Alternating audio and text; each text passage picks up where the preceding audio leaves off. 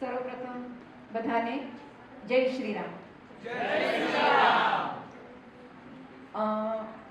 આજે હું તમને જે બાબત સમજાવવાની છું એની સમજ આપતા પહેલા મારે તમને 2-3 પ્રશ્નો પૂછવા છે. તમે બધા તમારો જન્મદિવસ સેલિબ્રેટ કરો છો? જન્મદિવસ, બર્થડે ઉજવો છો? નથી ઉજવતા? ઉજવો છો ને? તો તમારો જન્મદિવસ જ્યારે તમે ઉજવો છો ત્યારે તમારા માતા પિતા, દાદા દાદી, ભાઈ બહેન કે મિત્રો તરફથી તમને કોઈ ભેટ આપવામાં આવે છે ખરી? ભેટ આપવામાં આવે છે ખરી? હા તો હા અને ના તો ના. નથી આપતા? મમ્મી પપ્પા પણ નથી આપતા.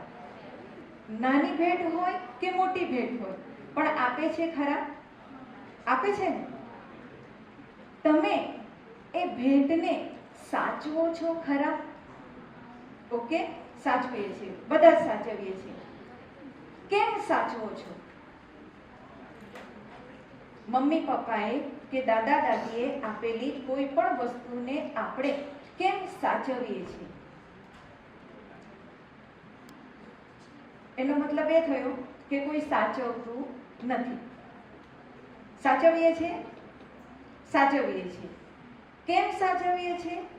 કારણ કે આપણા માટે એ વસ્તુનું મહત્વ હોય છે, એ વસ્તુનું મૂલ્ય હોય છે. હવે બીજો એક સવાલ, તમે અભ્યાસ માટે, સ્ટડી કરવા માટે ક્યાં જાઓ છો? ક્યાં જાઓ છો? સ્કૂલમાં જાઓ છો? સ્કૂલમાં જઈને તમે ક્યાં બેસો છો?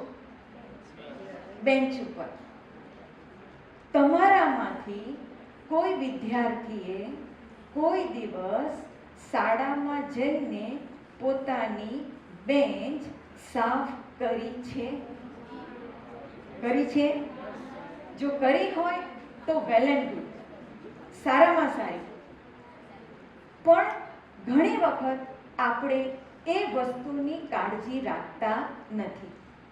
તો આપણા મમ્મી પપ્પાએ આપેલી વસ્તુની આપણે કાળજી રાખીએ છીએ અને સ્કૂલની વસ્તુ કે આપણી આજુબાજુ જે કંઈ પણ વસ્તુ હોય એની આપણે કાળજી રાખતા નથી. આ વાત યોગ્ય નથી. એટલે કે આપણે આપણી આજુબાજુ જે કંઈ પણ વસ્તુઓ છે એની હંમેશા જાળવણી કરવી જોઈએ. આજે આપણે જે પાઠ સમજવાના છે એ પાઠમાં પણ આ જ બાબત કહેવામાં આવી છે અને એ બાબત છે આપણા વારસાનું જતન. તમે જો ધોરણ 10 ની અંદર SS ભણીને આવ્યા હોય, સામાજિક ભણીને આવ્યા હોય તો એમાં જે 7મો પાઠ છે, 7મા પાઠનું નામ છે આપણા વારસાનું જતન. તો આપણે અહીંયા એ પાઠ વિશે સમજવાનો પ્રયત્ન કરીશું.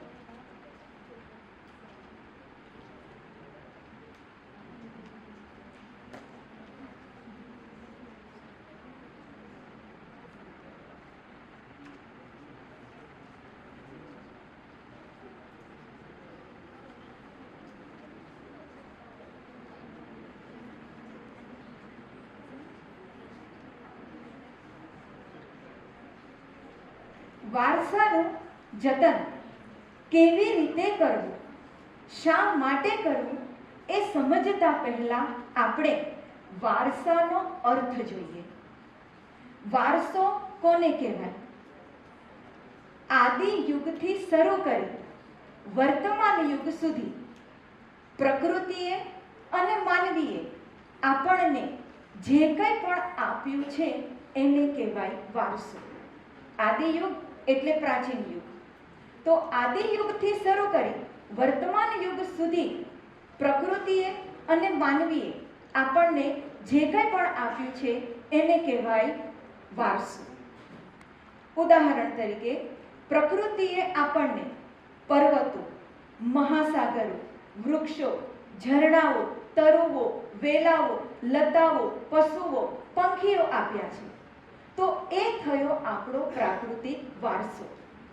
એ જ રીતે માનવીએ આપણને જુદી જુદી કળાઓમાં પણ શિલ્પકળા, સ્થાપત્ય કલા, માટીકામ કલા, કાષ્ઠકલા, સાહિત્યના ક્ષેત્રે રામાયણ, મહાભારત, નાટ્યશાસ્ત્ર જેવા ઉત્તમ પુસ્તકો લખીને આપ્યા છે.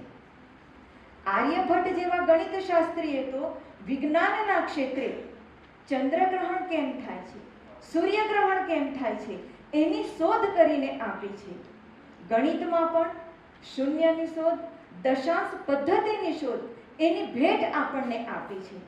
તો આ રીતે પ્રકૃતિએ અને માનવીએ આપણને જે કંઈ પણ આપ્યું છે તે છે આપણો વારસો.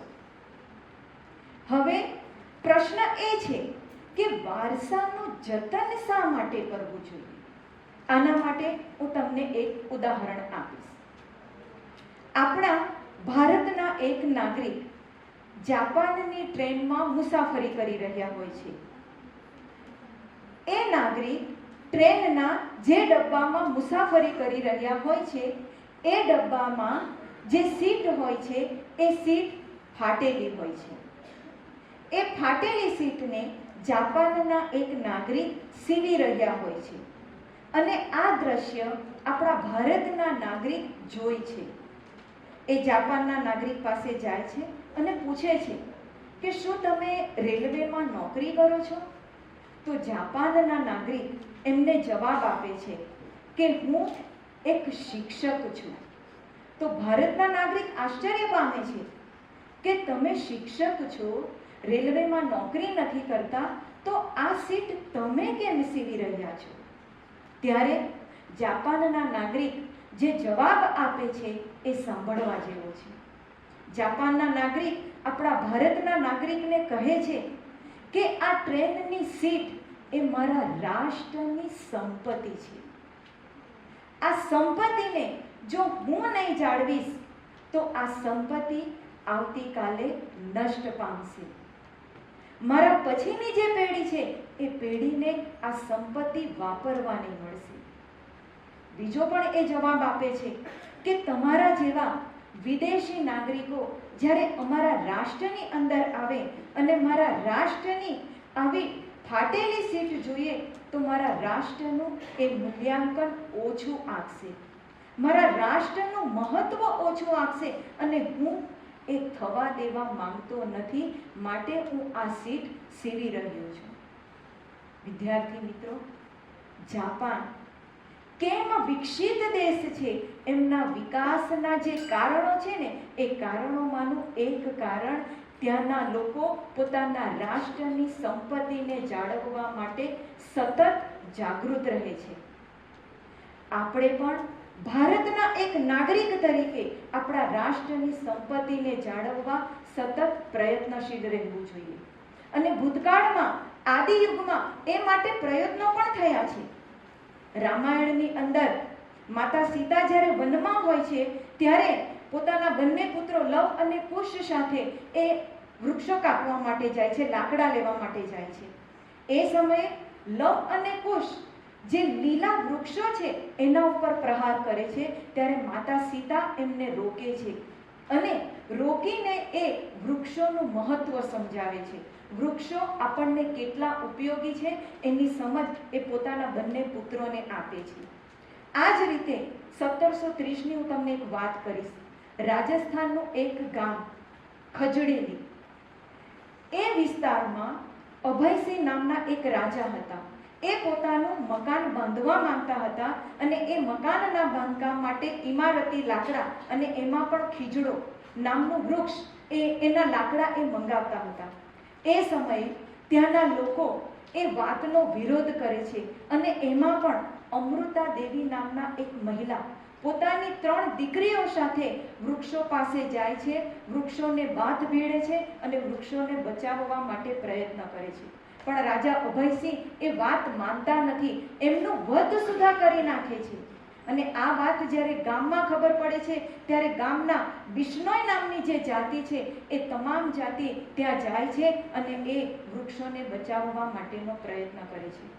વિદ્યાર્થી મિત્રો, આપણું રાષ્ટ્ર છે, માત્ર આપણે પણ એને બચાવવા માટે હંમેશા પ્રયત્ન કરવા જોઈએ.